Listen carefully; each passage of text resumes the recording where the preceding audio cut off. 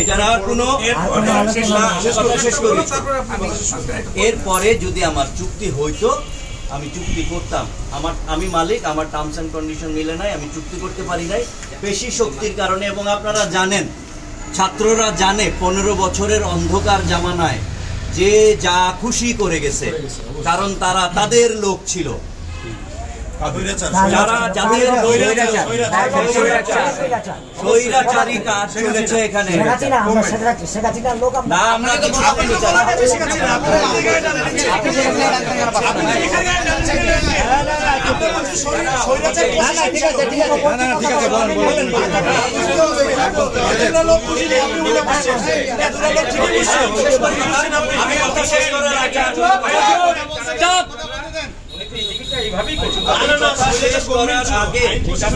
সবাই জহির স্যারকে চিনে, চিনেন না? জহির স্যারের দিনাজ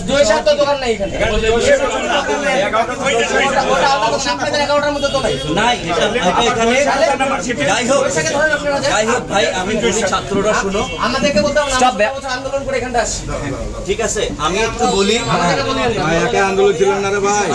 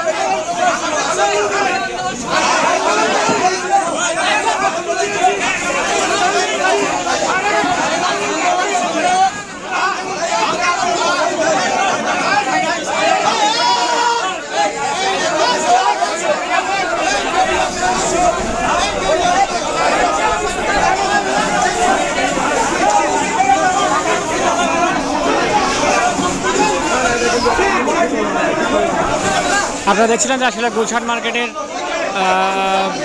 তারা আলোচনা করছিল আসলে মালিকানা নিয়ে। মালিকানায় অনেক কিছু ইস্যু ছিল, এই ইস্যুগুলো নিয়ে আসলে গ্যাঞ্জাম চলছে।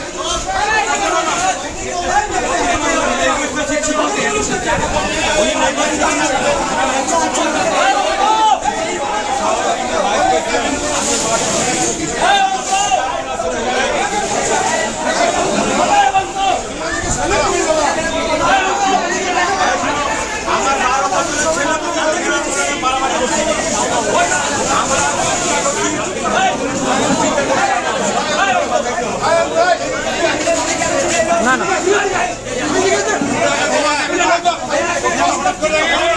দেখছিলেন যে এক পর্যায়ে আসলে সুন্দরভাবে কথা বলতে বলতে এক পর্যায়ে সবাই রাগারাগি হয়ে যায়, উগ্র মেজাজ হয়ে গেছে।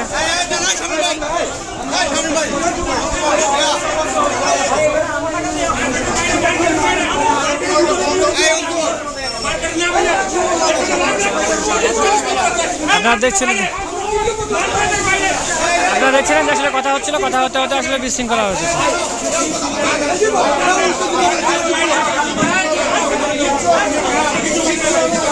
দিনাজপুর গুলশান মার্কেটের মালিকানা বিষয় নিয়ে আসলে আলোচনা হতে হতে আসলে এক পর্যায়ে তর্কাতর্কিতে পৌঁছেছে এবং রাগারাগি হয়ে গেছে।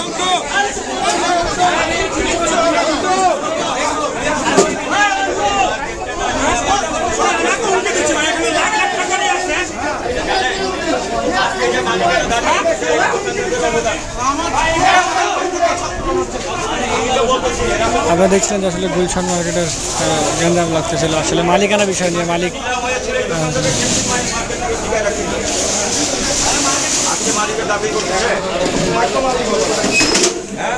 কথা শুনতে হবে আমাকে। আমার বাচ্চাটা কি হলো? আমাদের সন্তানকে ছাত্র নাকি? আমার